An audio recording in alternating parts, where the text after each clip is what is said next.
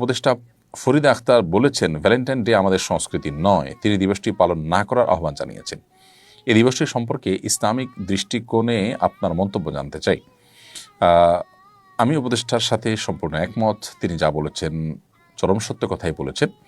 Valentine day এর সাথে আমাদের এদেশের মানুষের মাটির কোনো সম্পর্ক নেই। সংস্কৃতি সাধারণত ধর্ম থেকে, মানুষের মাটি থেকে, আচার আচরণ থেকে তৈরি হয়, গড়ে ওঠে।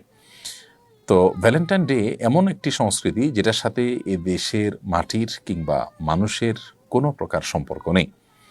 এখানকার ধর্মীয় বিশ্বাসী মানুষজন যারা আছেন তাদের কারো বিশ্বাসের মধ্যেও সংস্কৃতির কোনো অবস্থান নেই।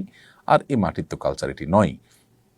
অতএব এই ভিনদেশী যে একটা সংস্কৃতি আমাদের দেশে চাপিয়ে দেওয়া হচ্ছে, সেটাকে ভালোবাসার মোড়ক দিয়ে যারা মার্কেটিং করছেন তারা এদেশের ক্ষতি ছাড়া কোনো উপকার করছেন না। ভ্যালেন্টাইন্স ডে আমাদের দেশে কি উপকারটা বয়ে আনছে, এর কি সুফল পাচ্ছি? কুফল তো দিনের আলো মতো পরিষ্কার।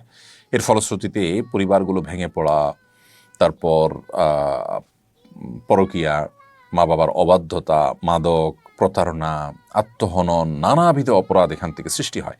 সবচেয়ে বড় অপরাধের জায়গাটা হলো এর ফলশ্রুতিতে মুসলিমরা তারা তার দ্বীনি চেতনা, আদর্শিক যে ব্যাপার, মোরাল যে অবস্থান, সেই জায়গা তারা সরে যায়। সেই জায়গা থেকে সরে গেলে একটা দেশ কখনো ভালো জায়গায় যেতে পারে না যদি তার নাগরিকেরা আদর্শিক বিচ্যুতির পথে চলে যায়।